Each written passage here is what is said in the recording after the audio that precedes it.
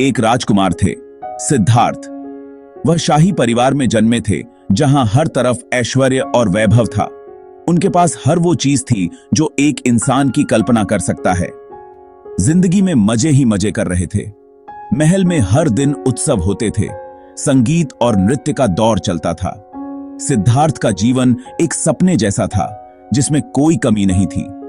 फिर उन्हें दिखा जीवन का सच, दुख, तकलीफ, मौत। एक दिन महल से बाहर जाते हुए उन्होंने बूढ़े, बीमार और मृत लोगों को देखा। यह दृश्य उनके मन को झकझोर गया। सिद्धार्थ ने छोड़ दिया अपना राजपाट, बन गए भिक्षु। उन्होंने सोचा कि इस जीवन के असली अर्थ को समझने के लिए उन्हें सब कुछ त्यागना होगा। निकल पड़े जीवन के रहस्यों को ढूंढने। उन्होंने जंगलों में भटकना शुरू किया, कई गुरुओं से शिक्षा ली और कठोर तपस्या की, ध्यान लगाया, ज्ञान हासिल किया। बोधि वृक्ष के नीचे बैठकर उन्होंने गहन ध्यान किया और अंततः उन्हें ज्ञान की प्राप्ति हुई। बन गए गौतम बुद्ध, प्रबुद्ध।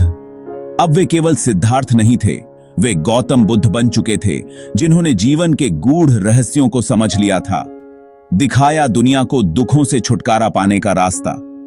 उन्होंने अपने ज्ञान को लोगों के साथ साझा किया, उन्हें सिखाया कि कैसे वे अपने दुखों से मुक्त हो सकते हैं और सच्चे सुख की प्राप्ति कर सकते हैं।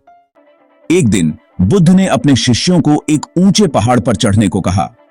यह एक साधारण दिन नहीं था, बल्कि एक विशेष अवसर था, जहां बुद्ध ने अपने शिष्यों को एक महत्वपूर्ण सबक सिखाने का निर्णय लिया। रास्ता था बहुत मुश्किल, पथरीला। यह कोई साधारण चढ़ाई नहीं थी, बल्कि एक कठिन परीक्षा थी, जो उनके धैर्य और संकल्प की परीक्षा लेने वाली थी। हर कदम पर चुनौतियां थीं और हर मोड़ पर नई कठिनाइयां। बहुत से शिष्य थक गए, हिम्मत हार गए। उनके चेहरे पर थकान और निराशा साफ झलक रही थी। कुछ ने सोचा कि यह चढ़ाई उनके बस की बात नहीं है। कुछ ने तो बीच रास्ते से ही वापस जाने का फैसला कर लिया। उन्होंने सोचा कि यह बेहतर है कि वे वापस लौट जाएं, बजाय इसके कि वे और अधिक थकान और कठिनाई का सामना करें। लेकिन कुछ शिष्य डटे रहे, बुद्ध के साथ आगे बढ़ते रहे। उनके मन में एक दृढ़ संकल्प था कि वे इस चुनौती का सामना करेंगे और अपने गुरु के साथ इस कठिन यात्रा को पूरा करेंगे। उनके लिए यह सिर्फ एक चढ़ाई नहीं थी, बल्कि एक आत्म खोज की यात्रा थी। जब सभी शिष्य पहाड़ की चोटी पर पहुंच गए, तो बुद्ध ने कहा, देखो, यह कमल का फूल, यह कीचड़ में खिला है, फिर भी कितना सुंदर है। जिंदगी में भी मुश्किलें आएंगी, लेकिन हिम्मत नहीं हारनी चाहिए।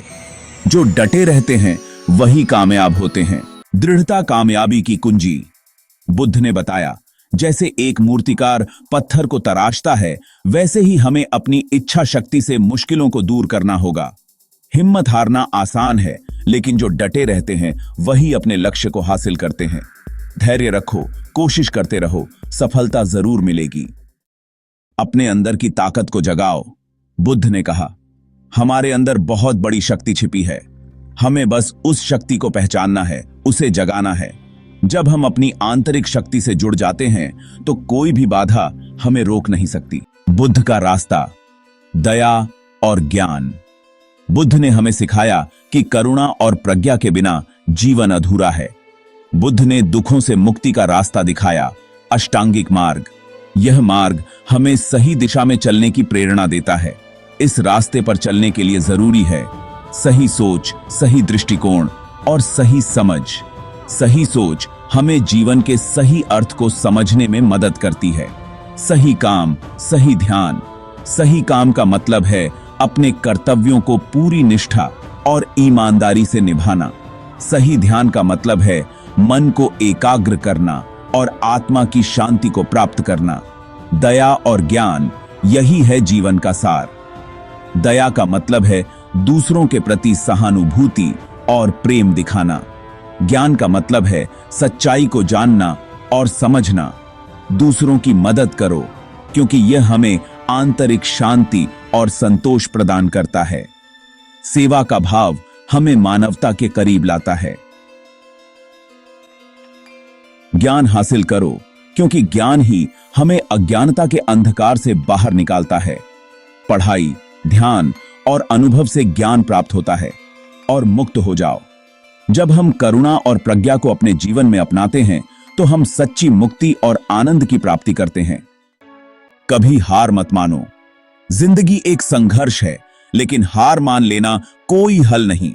बुद्ध के बताए रास्ते पर चलो, दृढ़ता और धैर्य के साथ।